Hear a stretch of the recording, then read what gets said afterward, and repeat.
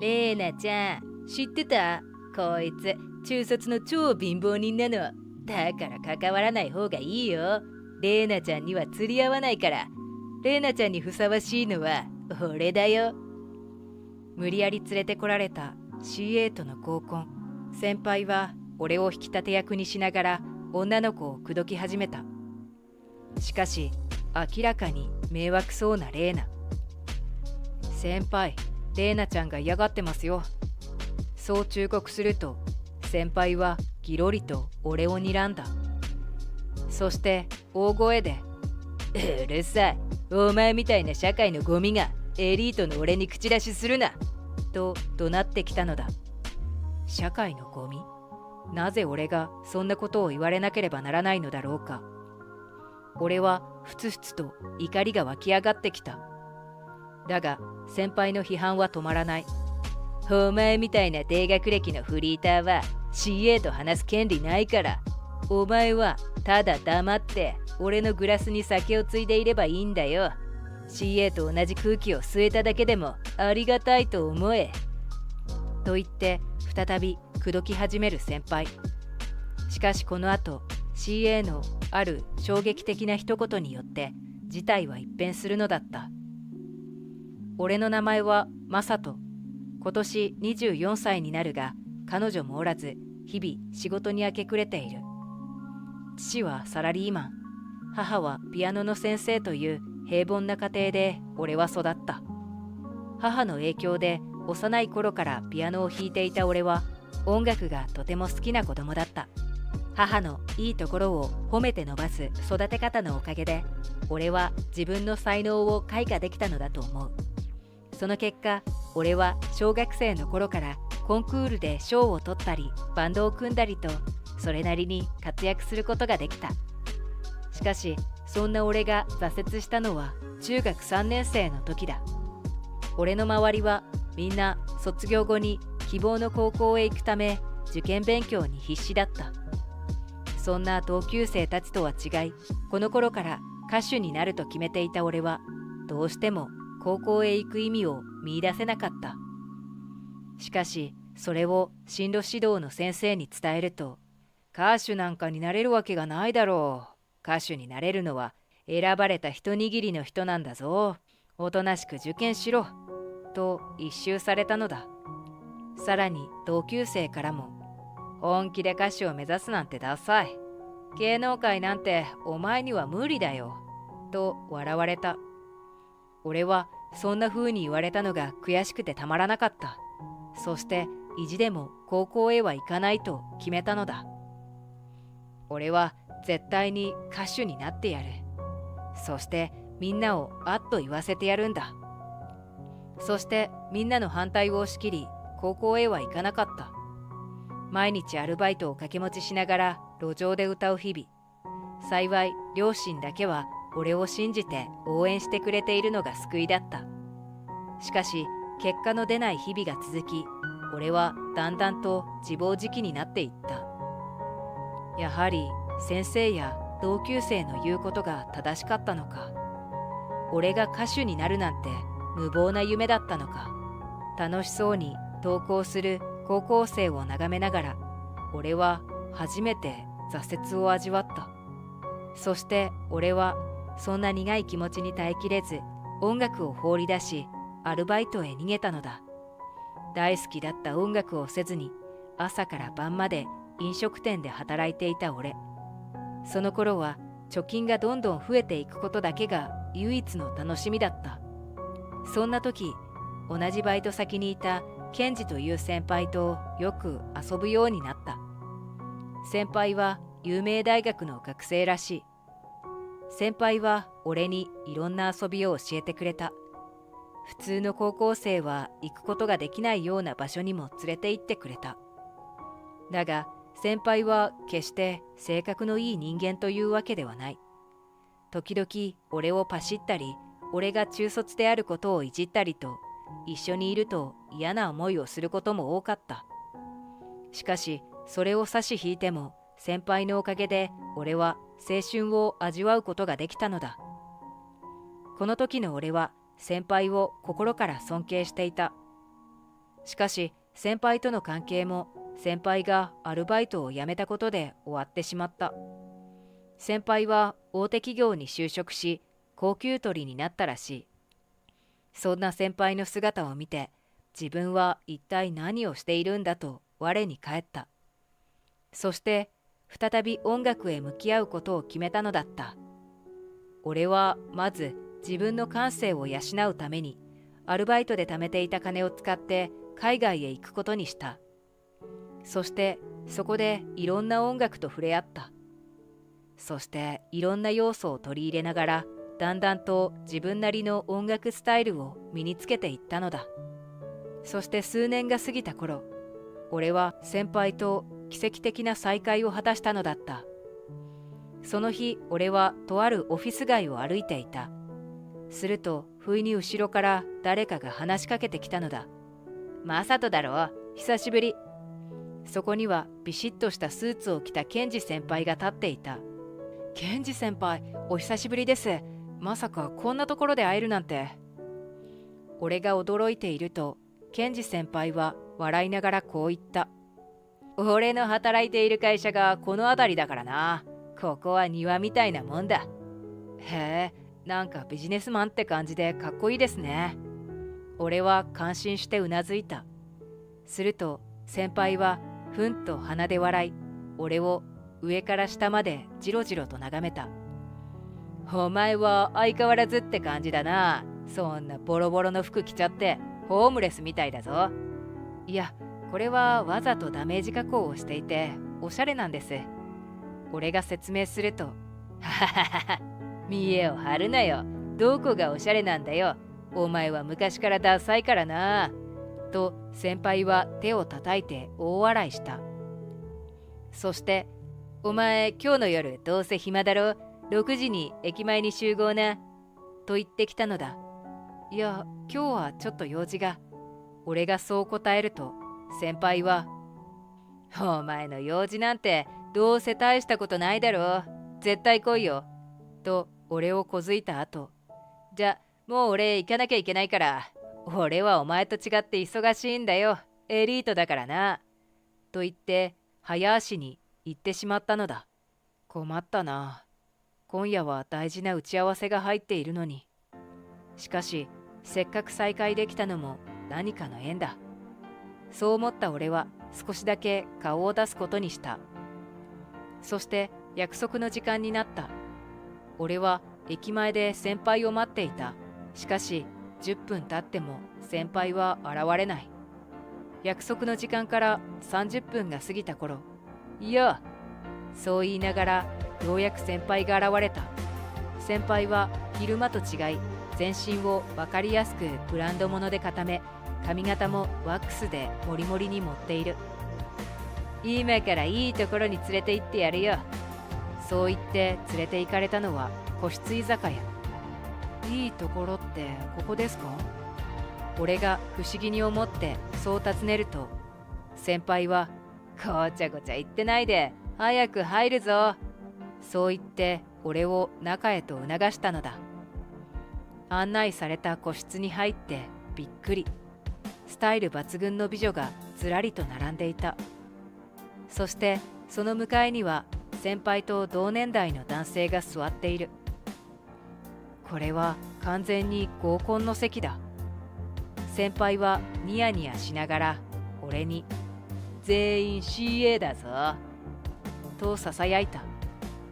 しかし合コンなんて経験がない俺は余計に困惑してしまった。そもそも出会いを求めていないし、昔から女性が苦手なのだ。するとみんなが俺たちの方を向き、お疲れ様ですと一斉にグラスを持ち上げた。お疲れ、遅れて悪かったな。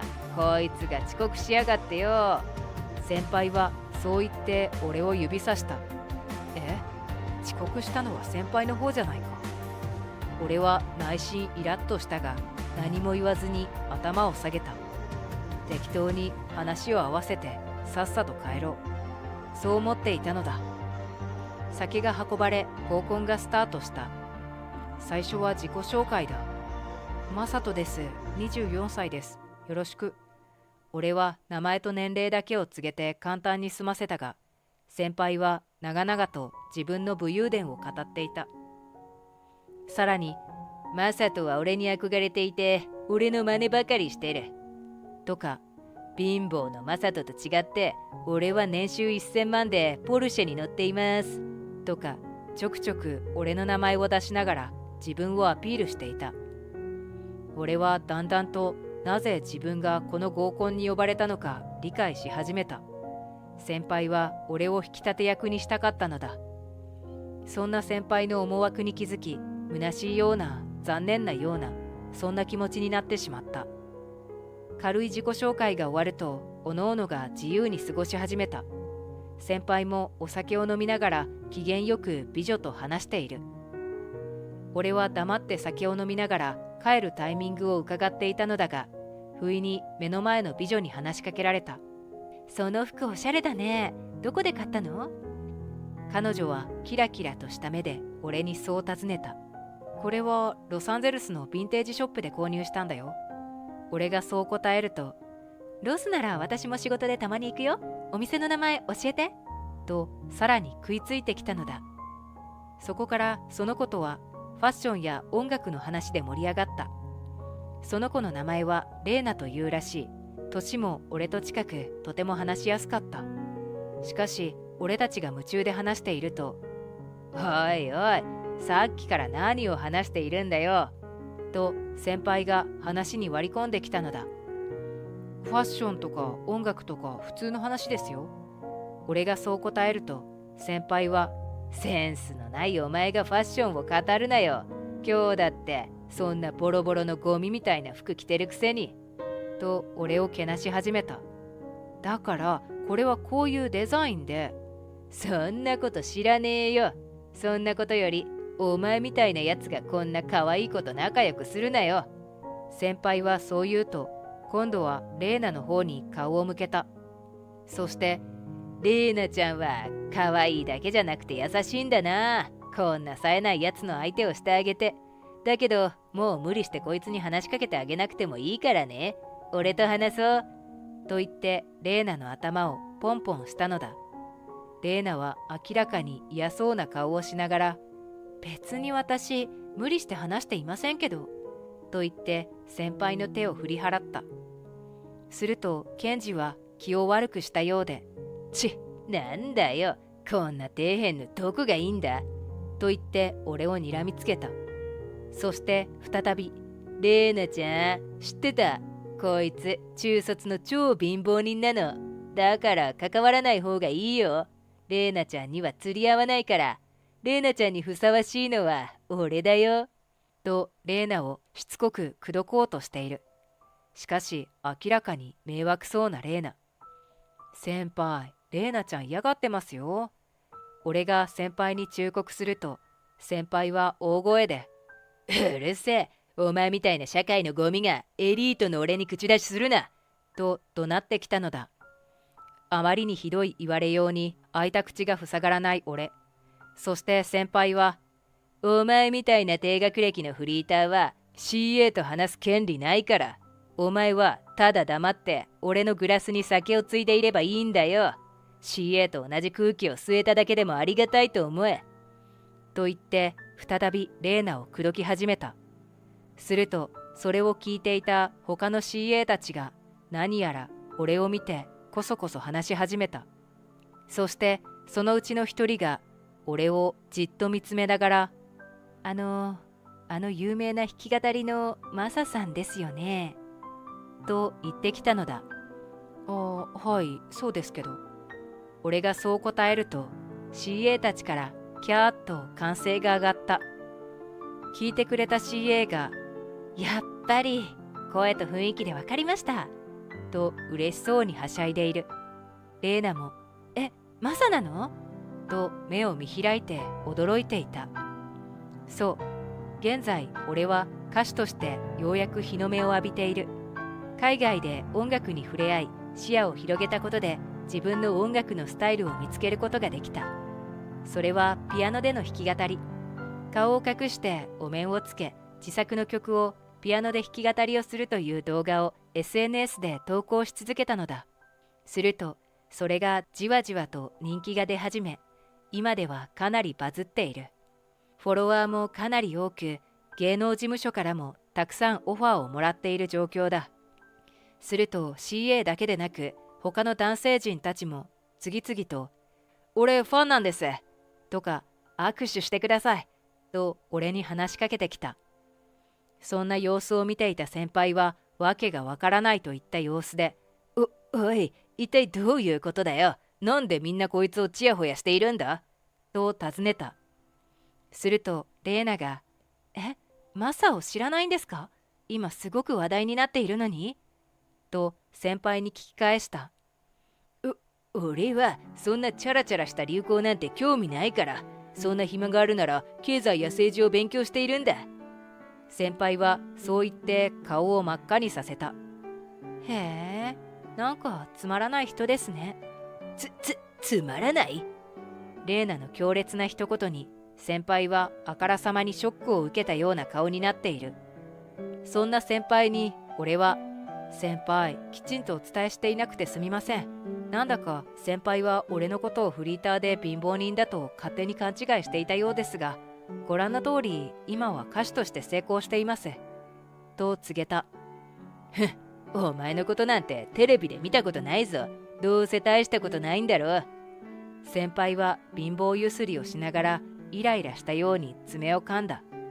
テレビのオファーもありますが、今はすべて断っています。SNS でも十分に歌は届けられるので。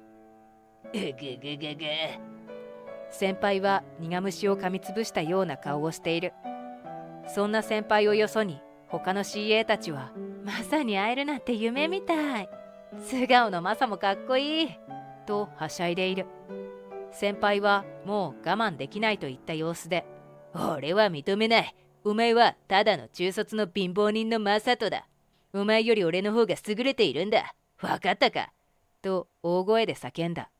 だがそんな先輩に向かって、それって嫉妬ですか？なんかすごくかっこ悪いですね。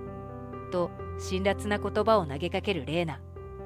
すると他の CA たちも、いい大人がマウントばかり取って恥ずかしくないんですか？他人の成功を認めないような男は魅力ないですよ。と口々に言い始めた。まるで俺が先輩に対して今まで言いたかったことをみんなが代弁してくれているようだ。さすがにショックを受けたのか、そのままシュンとおとなしくなる先輩。握り拳を震わせながら目にはうっすらと涙を浮かべている。そして、用事があるからもう俺は帰ると言って尻尾を巻いて逃げるように帰ってしまったのだった。おそらく先輩の高い高いプライドがぽっきりと折れてしまったのだろう。昔はあんなに尊敬していた先輩だったが、あんなにも器の小さな人だったとは残念だ。しかし逃げ帰る先輩の後ろ姿を見て、俺の心はなぜかすっきりと晴れていた。俺がマサだとバレてしまったこと、そして幹事である先輩が帰ってしまったことで、この合コンもお開きにすることになった。俺は二次会であるカラオケに誘われたが、打ち合わせがあったので断った。俺は話が盛り上がったレイナとだけ連絡先をこっそり交換し、打ち合わせへと足を運んだのだった。後日、あの合コンからしばらく経ったが、俺はあの日からレイナと連絡を取り合っている。レイナは波長が合うし、とっても安らぐ存在だ。レイナも俺も仕事が忙しく、なかなか会えてはいないが、確実に仲が深まっている。レイナのおかげで今まで苦手だった恋愛ソングも書くことができるようになった。あの合コンのおかげでレイナとも出会えたのだから、ある意味先輩にも感謝をすべきなのかもしれない。先輩が今どうしているかは知らないが、残念な先輩に幸あれ。